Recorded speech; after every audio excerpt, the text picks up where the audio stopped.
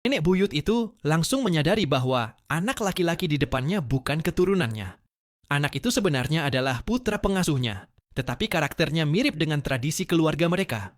Awalnya, ia mengira itu kebetulan. Namun, ia kemudian tahu pengasuh ingin mengirim putranya kembali ke desa. Kakek buyut itu bersikeras agar pengasuh tetap bekerja. Ketika pengasuh mendengar tuan muda keempat baru bangun, ia buru-buru membuatkan sup sirip hiu dan sarang burung, mengira rahasianya aman. Tapi, tanpa ia sadari, seorang gadis telah mencurigai sesuatu. Gadis itu adalah profesor wanita termuda 70 tahun lalu yang meninggal saat menyelamatkan putranya dalam kecelakaan. Kini, ia terbangun sebagai gadis dengan nama yang sama di masa kini, bertemu kembali dengan putra dan cicitnya. Namun, cicitnya ini membuatnya pusing. Ia buruk di sekolah dan suka menggoda gadis-gadis di kampus. Akibatnya, seorang gadis yang menyukainya mengira gadis itu saingannya.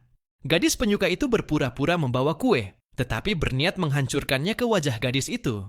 Mengetahui rencana itu, gadis itu membalikan kue ke wajah si penyuka dan hanya meliriknya sekilas, membuatnya takut dan diam.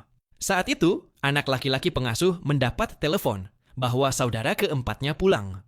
Gadis penyuka itu beralih mengejar tuan muda keempat, berpikir ia lebih berpotensi. Tapi, saat tuan muda keempat tiba, ia malas, tak bersemangat, dan memalsukan ijazah perguruan tinggi untuk menipu keluarga. Gadis itu membeberkan kebohongannya, membuat tuan muda keempat marah dan menyerangnya. Pengasuh dengan polos percaya tuan muda keempat adalah penyelamat tuan tua.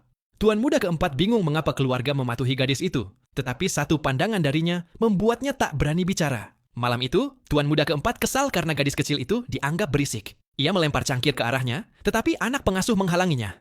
Pengasuh berkata tuan muda keempat menyembunyikan niatnya dengan baik. Saat tuan muda keempat mencoba menyerang lagi, gadis itu menghentikannya. Marah, tuan muda keempat mengancam akan membuatnya menyesal. Tapi anak pengasuh berdiri di depan gadis itu tanpa ragu.